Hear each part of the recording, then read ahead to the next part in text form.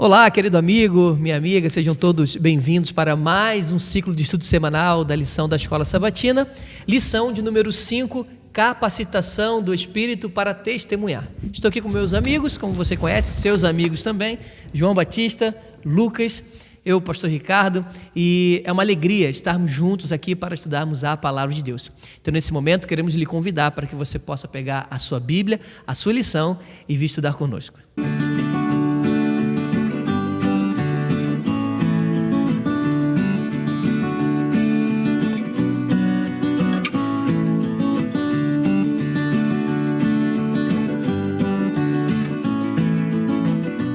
Ok, meus amigos, antes de nós entrarmos no estudo da nossa lição, queremos lhe convidar para que você possa se inscrever no canal, se você ainda não fez isso, curtir, continuar colocando os seus comentários, colocando aqui o seu testemunho, né? Até porque iremos falar acerca da capacitação do Espírito Santo para testemunhar.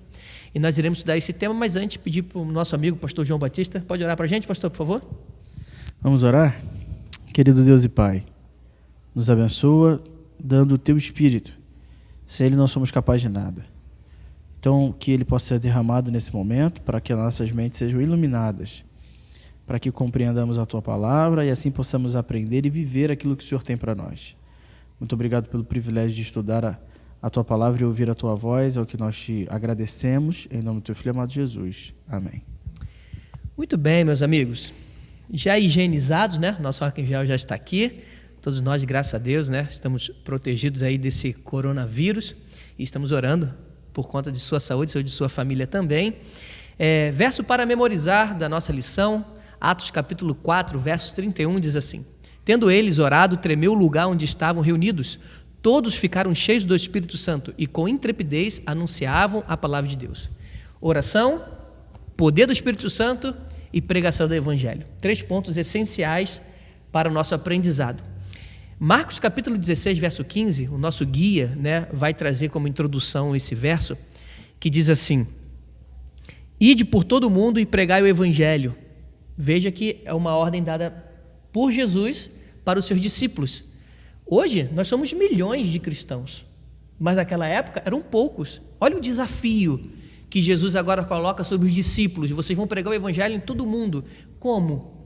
Agora eles se veem completamente impotentes, insuficientes, e pode ser que nós nos vemos assim também frente ao grande desafio para pregarmos a palavra de Deus.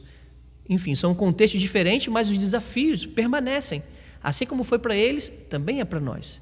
E, pastor Lucas, como entender o desafio da pregação do Evangelho e nossa pessoa como testemunha? Como lidar frente a essa grande dificuldade do que é a missão de testemunhar? Nós percebemos aí na Bíblia que os discípulos eles tinham várias limitações para cumprir essa missão. A limitação do espaço, a limitação da língua, da cultura, falta de recursos para ir em outros países. Mas isso tudo caiu por terra pelo auxílio do Espírito. Quando o Espírito é derramado, eles recebem poder para que eles consigam cumprir essa missão.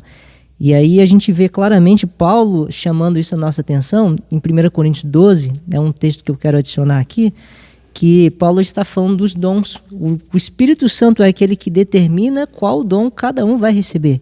E ele distribui segundo o seu evangelho, o seu desejo. Muito obrigado. E aí aqui, 1 Coríntios capítulo 12, verso 3, nos diz assim: ó, Por isso vos faço compreender que ninguém fala pelo Espírito de Deus, afirma anátema Jesus. Por outro lado, ninguém pode dizer Senhor Jesus, senão pelo Espírito. Então, o Espírito Santo ele é fundamental para que nós recebamos poder e capacidade para testemunhar a respeito de Cristo. Então, a gente não recebe o Espírito para simplesmente se encher do Espírito e dizer eu tenho a plenitude do Espírito, mas é para testemunhar, para cumprir a missão. E quem é que faz isso? É o Espírito Santo. É Ele que determina, é Ele que derrama sobre a nossa vida essa capacidade para que a gente consiga testemunhar.